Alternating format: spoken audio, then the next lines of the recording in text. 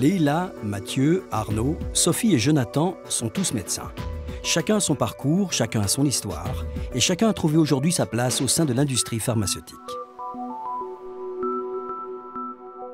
Sophie est médecin aux affaires médicales, spécialiste du cancer des bronches, du rein et du cerveau. Bonjour, vous allez bien? Bonjour, comment allez-vous? Ça va, ça va? On y va? Oui. Elle est en contact avec les professeurs hospitaliers.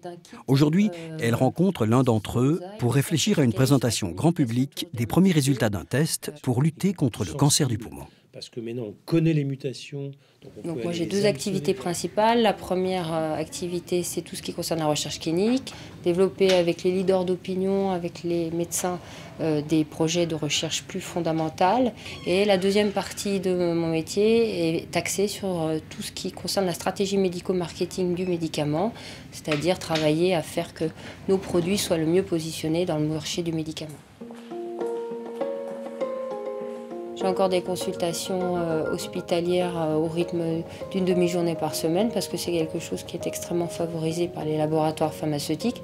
Moi, ça me permet de rester au contact des patients et de bien coller aux problématiques que rencontrent les médecins dans leur pratique.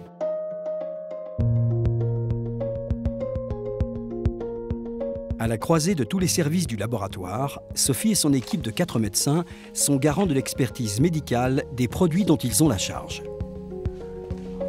On travaille en interaction avec beaucoup de départements. On est en étroite collaboration avec le marketing. Donc il faut aussi jouer le jeu, parce que c'est pas parce que la finalité d'une industrie, c'est vendre des médicaments, que notre travail n'est pas éthique. Et ça, on le comprend mieux une fois qu'on est dans l'industrie. C'est dans cet état d'esprit qu'ont lieu les réunions avec le marketing. C'est le moment de s'accorder entre plans de communication et préoccupations médicales. On sait que la survie globale dans les essais, c'est sans doute... Mon métier me plaît parce que d'abord, j'ai toujours le sentiment d'être médecin avant tout. Même si je suis plus éloignée des patients, j'ai toujours profondément cette fonction. Après, dans mon métier actuel, ce qui me plaît particulièrement, c'est la diversité de ce métier, la diversité des interlocuteurs, l'ouverture à l'international. Ce sont toutes ces raisons-là qui font que j'aime particulièrement mon travail.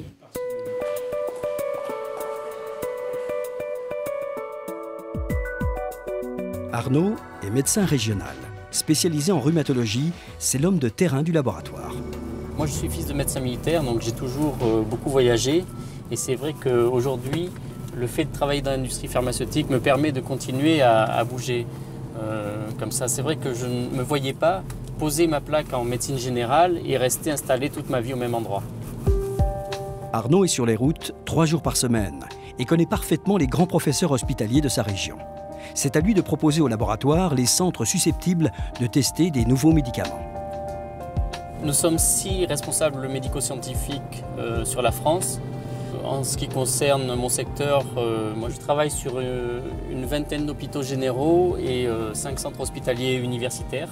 C'est moi qui choisis les centres dans lesquels je dois travailler en fonction de l'intérêt que cela représente. Justement, Arnaud a rendez-vous au centre hospitalier universitaire de Bordeaux pour faire le point sur les résultats à 3 mois d'un nouveau produit traitant la polyarthrite rhumatoïde. Au début, quand je suis rentré dans l'industrie pharmaceutique, le contact avec les patients clairement me manquait. Et c'est vrai qu'au fil du temps, la relation qui s'est tissée avec les experts médicaux fait qu'aujourd'hui, ce manque du patient s'est estompé. C'est un environnement qui est très stimulant intellectuellement et j'avoue que le plaisir du métier passe par là aussi. Arnaud est sur le terrain auprès des médecins, mais c'est aussi son rôle de faire la formation des visiteurs médicaux. Le médecin régional se transforme en pédagogue. Le métier de médecin régional est un métier extrêmement varié et à l'intérieur du laboratoire, on a beaucoup de possibilités d'évolution.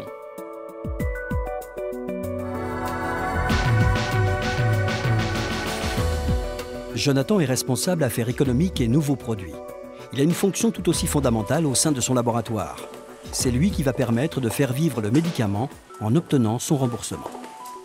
La difficulté, c'est de comprendre le point de vue des différents acteurs. Le point de vue des médecins qui veulent le meilleur médicament possible pour leurs patients, le point de vue des autorités de santé qui veulent le meilleur médicament possible mais pas à n'importe quel prix, et le point de vue des industriels qui investissent énormément d'argent avant d'avoir le moindre retour sur investissement pour pouvoir faire la recherche sur les médicaments. Mon quotidien, c'est de travailler avec les équipes de recherche clinique afin de m'assurer que les études mettent en évidence le bénéfice apporté par le nouveau médicament. Pour l'aider à bâtir ses dossiers, Jonathan a une équipe de 3 pharmaciens et d'un médecin. Avec le traitement, le contrôle glycémie est bon. Sans traitement, vous voyez que les patients ont une glycémie, un taux de sucre dans le sang qui reste élevé. L'aspect positif de ce métier, c'est vraiment de pouvoir rendre disponibles des traitements innovants pour les patients. Et ça, en tant que médecin, c'est vraiment très satisfaisant. La mission finale de Jonathan sera de convaincre les autorités de santé de l'utilité de son médicament. Chez les patients diabétiques. Mon rôle, c'est de présenter ces nouveaux médicaments aux autorités de santé afin de permettre leur remboursement, car sans remboursement, aujourd'hui, un médicament n'existe pas.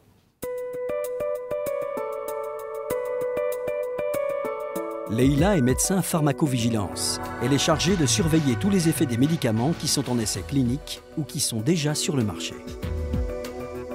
C'est tout simplement surveiller l'effet auquel on s'attend, l'effet espéré sur une maladie et en parallèle, dans un deuxième temps, voir si mon médicament présente d'autres effets.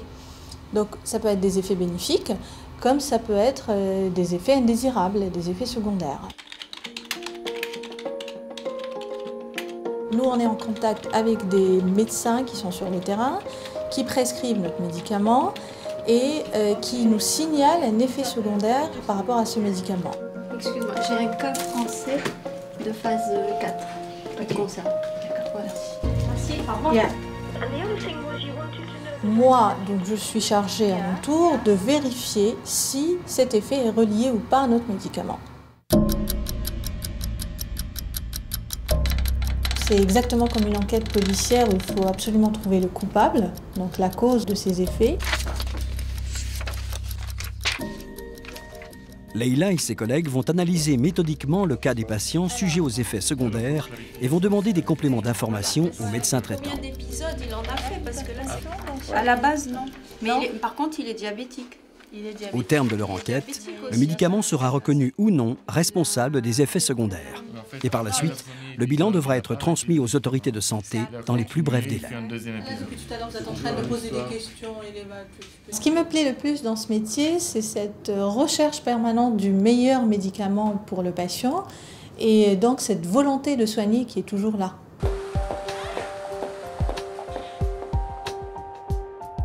Mathieu est médecin dans le service marketing-vente. Son job, c'est permettre à l'entreprise de faire les bons choix. Donc moi je suis médecin et je travaille au marketing parce que j'ai une connaissance complète de ce que c'est la médecine à l'hôpital, de ce que c'est la médecine en ville, de certaines habitudes des médecins, de certains comportements des patients. Et donc cette connaissance globale de la santé, de la médecine me permet d'être d'autant plus pertinent dans mes projets, dans les remarques que je fais au sein du marketing. Mathieu doit tout savoir, tout analyser et tout comprendre. Les données épidémiologiques, les durées de traitement, les données réglementaires et financières. Les chiffres, les statistiques et les tableaux en tout genre, c'est son univers.